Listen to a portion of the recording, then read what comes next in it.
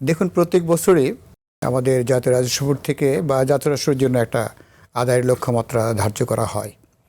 তা আমি দেখেছি যে কখনো যে গত বছর যে আদায় হয়েছে সে আদায়কে বেস ধরে পরবর্তী অর্থ বছরের জন্য যে টার্গেট দেওয়া বা লক্ষ্যমাত্রা ধার্য সেটা করা হয় না, বরং গত বছরের বেস থেকে আরও অনেক কিছু এর সাথে প্রাসঙ্গিকভাবে যোগ হয় এবং যোগ হওয়ার পর সম্ভবত পরিকল্পনা মন্ত্রণালয় থেকে কিছু তথ্য সংগ্রহ করা হয়, অর্থ বিভাগে কিছু তথ্য সংগ্রহ করা হয় এবং এর তিনটার সমন্বয়ে একটা লক্ষ্যমাত্রা ধার্য করা হয়।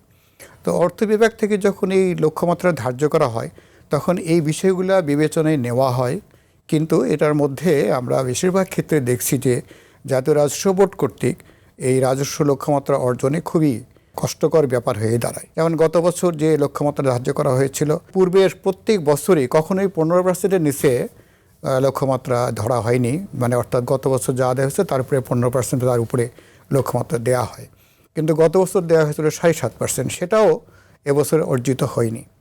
তো ওইখানে আমরা এবছর কিছুটা রাজস্ব বেশি আদায়ের সুযোগ দেখতে পাচ্ছি।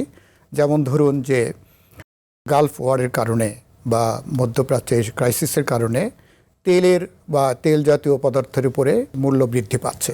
শুধু তাই না, এটার ইম্প্যাক্ট কিন্তু অন্যান্য যে পণ্য সামগ্রী আছে সেসবের উপরেও পড়বে।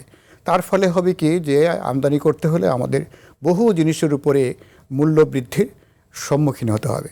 আর মূল্য বৃদ্ধি হলে যদিও আমাদের শুল্ক হার বাড়বে না বা ভ্যাট হার বাড়বে না, কিন্তু রাজস্বটা বৃদ্ধি পাবে, সেখানে একটা বড় রকমের রাজস্ব বৃদ্ধির সম্ভাবনা আছে। দ্বিতীয়ত হচ্ছে যে যখন কাঁচামাল বেশি দামে আমদানি করবে তখন স্থানীয় পর্যায়ে ভ্যাটের মূল্য বৃদ্ধি ঘটবে এবং এই মূল্য বৃদ্ধি ঘটার কারণে এবং এর সাথে মূল্যস্ফীতির যে একটা সম্পর্ক, এই সম্পর্কের কারণে এখানেও রাজস্ব আদায় বৃদ্ধি ঘটবে।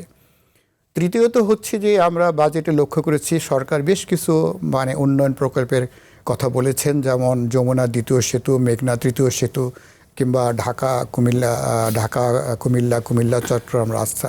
আরও একটা বড় প্রকল্প হচ্ছে দেশের সবচেয়ে বড় এক্সপ্রেসওয়ে হবে। তো এগুলোর কাজ যদি এবছর কিছু শুরু করে কিংবা জানুয়ারি থেকে জুনের মধ্যেও যদি এর একটা অংশ উন্নয়নের জন্য সরকার ব্যয় করে, তাহলে আপনারা জানেন যে রাজস্ব বোর্ডের যে রাজস্ব আদায় হয় তার 30-40% উৎসে কর্তন হয়। এই উৎসে কর্তনটা গত বছর একেবারে হয়নি বললেই চলে, কেননা গত বছর এই বার্ষিক উন্নয়ন পরিকল্পনায় বা এডিপিতে তেমন একটা বরাদ্দ ছিল না। এটার যে অংশটা উৎসে কর্তন হয় সেটা রাজস্ব বোর্ডের কাছে চলে যায়। এই বছর এখানে একটা ভালো অ্যামাউন্ট দেওয়া হয়েছে। এর পাশাপাশি কিছু মেগা বা বড় উন্নয়ন প্রকল্পেরও ছক দেওয়া হয়েছে।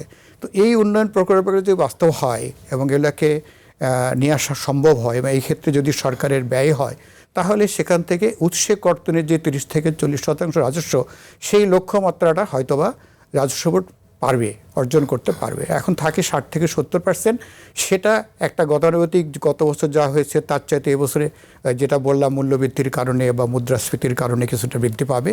পাশাপাশি এনবিআরকে অবশ্যই তার যে সংস্কার, সেই সংস্কারগুলোকে এগিয়ে নিতে হবে।